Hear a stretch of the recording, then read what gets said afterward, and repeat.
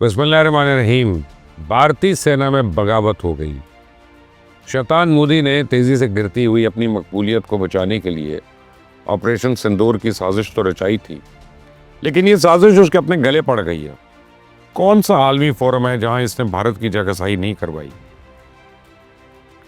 पहले अक़वाम मुत्तहिदा, फिर G7, quad conference, Bharat का बयानिया हर जगह मुस्तरद हुआ है। फिर शंघाई कॉन्फ्रेंस में भारत को बलूचिस्तान में होने वाली दहशतगर्दी का मास्टरमाइंड ठहरा दिया गया। और अब ब्रिक्स के जो ममालिक हैं उन्होंने भी पहलगाम वाक़े पे इंडिया का मौक़िफ़ मुस्तरद कर दिया। तो मोदी सरकार ने भारतीय सेना के साथ दोहरा जुल्म किया। पहले उसे एक नाजायज़ जंग में धकेल कर उसके मुंह पे शिकस्त की कालक मल दी। उस बाद जंग में फौजियों की हलाकत का एतराफ़ भी नहीं किया। तो मोदी को डर था अगर इसने अपने फौजियों को मौत का एतराफ़ किया, उन्हें सरकारी इजाज़त से नवाजा, उनके लवाहिकीन को मुआवजा अदा किया, तो ये एक तरह से शिकस्त का एतराफ़ होगा।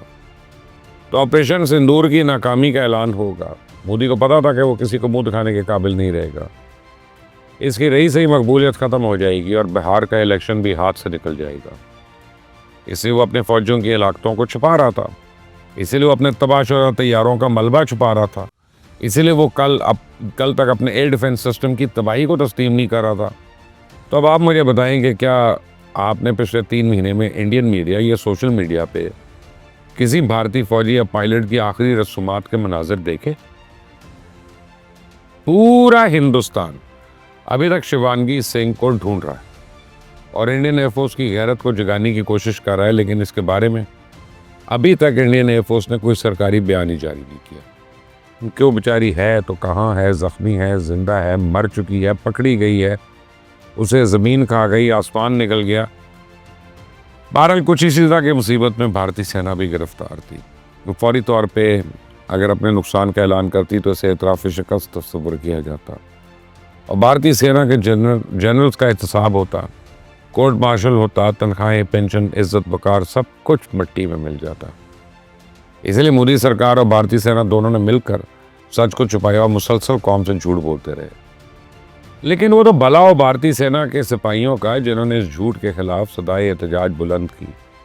वो अपने अफसरों से मुसलसल ये पूछ रहे थे कि जंग में मारे गए हमारे साथियों की कुर्बानी का एतराफ़ क्यों नहीं किया जा रहा, क्यों उनकी हलाकत को छुपाया जा रहा है, हुकूमत इनके लिए सरकारी एजाज़ और मुआवजे का ऐलान क्यों नहीं कर रही? क्या सरहदों पर जान देने का यही सिला है? ना कोई नाम, ना कोई पहचान, क्या यही औकात है हमारी? तो भारतीय सेना के अफसरों के पास अपने सिपाहियों के इन चुपते हुए सवालों का तो कोई जवाब नहीं था। खदशा था कि इन सवालों को मज़ीद टाला गया तो कहीं सेना में बगावत ही ना फूट पड़े।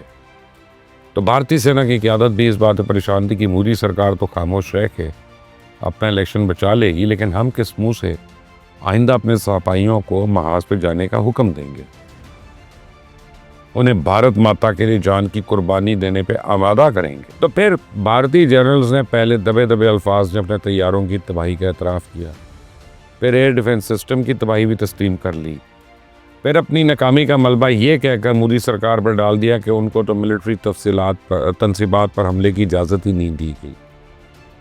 तो इस तरह के हल्के फुल्के झटके देकर भारतीय सेना मोदी सरकार को दबाव में ले आई और उसे फौजियों की हलाकतें तस्लीम करने पर मजबूर कर दिया।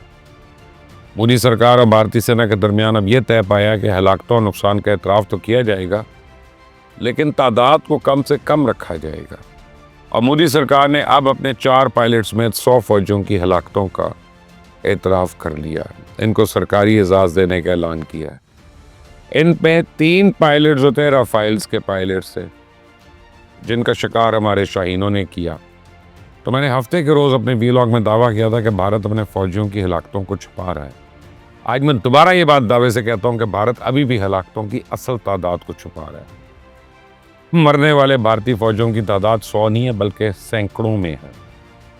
और मैं दावे से कहता हूँ कि कम से कम 250 भारतीय फौजी तो सिर्फ LOC पर जहन्नुम वासिल हुए हैं। भारतीय सेना उधमपुर एयरबेस में तबाह होने वाले 9 हेलीकॉप्टर्स को मरम्मत के बाद म्यूजियम में रखने की मंजूरी तो दे रही है, लेकिन ये नहीं बता रही कि वहाँ इसके कितने फौजी मरे। पाकिस्तान ने भारत के 2 S-400 सिस्टम तबाह किए, लेकिन भारतीय सेना सिर्फ एक सिस्टम के 5 ऑपरेटर्स की हलाकत का एतराफ़ कर रहा है। तो इस राजौरी एम्यूनेशन डिपो के तबाही के मनाजिर पूरी दुनिया ने देखे, लेकिन भारत इस वाक़े में सिर्फ 4 फौजियों की हलाकत का इतराफ़ कर रहा है। क्या इतने बड़े एम्यूनेशन डिपो में सिर्फ 4 फौजी तैनात थे? पाक फौज ने LOC पे भारतीय सेना का ब्रिगेड हेडक्वार्टर और 2 कमांड सेंटर राख का ढेर बना दिए, लेकिन ये बुज़दिल सेनावाब ने फौजियों की हलाकत का महज इसलिए इतराफ़ नहीं करी क्योंकि इसके बाद मज़ीद कई सवाल सर उठाते।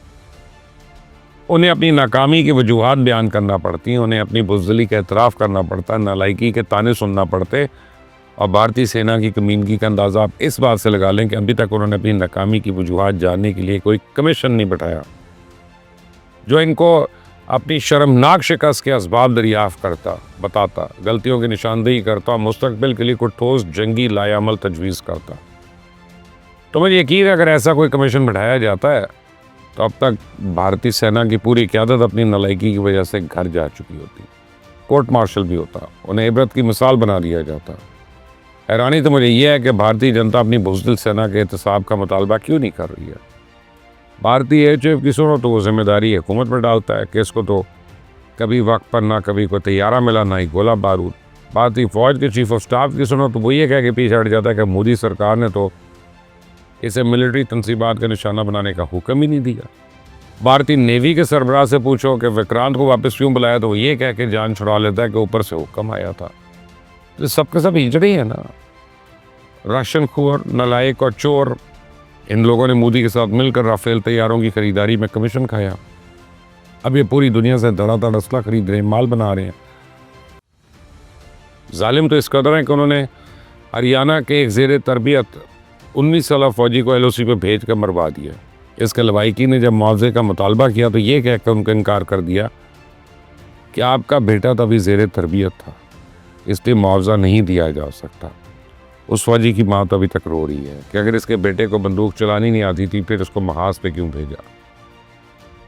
वो भारतीय सेना के जर्नलों से पूछ रही है क्या इसके बेटे का खून इतना सस्ता था कि इसे यूं मरने के लिए कश्मीर भिजवा दिया। मैं आपको एक ब्रेकिंग न्यूज़ दूँ। भारतीय सेना ने लवाहिकीन को सख्ती से हदायत की है कि मरने वाले फौजियों की तस्वीर सोशल मीडिया पे ना डालें। अब आप ही मुझे बताएं, क्या कोई बहादुर फौज इस तरह की कमीनगी कर सकती है? क्या कोई अवाम दोस्त और इंसान दोस्त हुक्मरान अपनी सेना को इस तरह जलील कर सकता है? तो मेरी ये वीडियो भारत का कोई शहरी सुन रहा है तो उसको चाहिए कि मेरे इन सवालों पर गौर करे, अपने दोस्तों और रिश्तेदारों, बड़े बूढ़ों से पूछे कि जिल्लत के इस गड़े से निकलने का क्या यही एक तरीका रह गया। इस चैनल को सब्सक्राइब करें, बेल आइकॉन को प्रेस करें। अंटिल द नेक्स्ट टाइम, अल्लाह हाफिज़।